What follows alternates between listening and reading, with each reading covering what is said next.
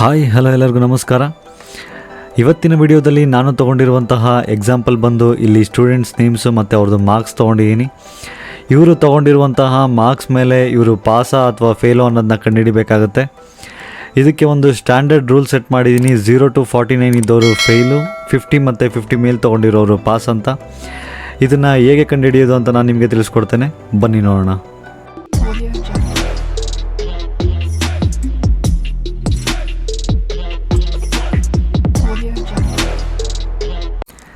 ಇದನ್ನು ಕಂಡುಹಿಡಿಯೋದಕ್ಕೆ ಫಾರ್ಮುಲಾ ಬಂದು ಈಕ್ವಲ್ಸ್ ಇಫ್ ಓಪನ್ ಬ್ರ್ಯಾಕೆಟ್. ಇಲ್ಲಿ ಲಾಜಿಕಲ್ ಟೆಸ್ಟ್ ಹತ್ರ ಮಾರ್ಕ್ಸ್ ಏನಿದೆಯಲ್ಲ ಅದನ್ನು ಸೆಲೆಕ್ಟ್ ಮಾಡ್ಕೊಳ್ಳಿ.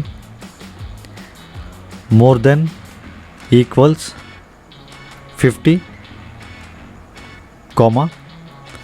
ಇಲ್ಲಿ ವ್ಯಾಲ್ಯೂ ಇಫ್ ಟ್ರೂ ಅನ್ನೋ ಜಾಗದಲ್ಲಿ open double inverted comma, pass close double inverted comma, comma. ಇಲ್ಲಿ ವ್ಯಾಲ್ಯೂ ಇಫ್ ಫಾಲ್ಸ್ ಹತ್ರ open double inverted comma, fail close double inverted comma, close bracket.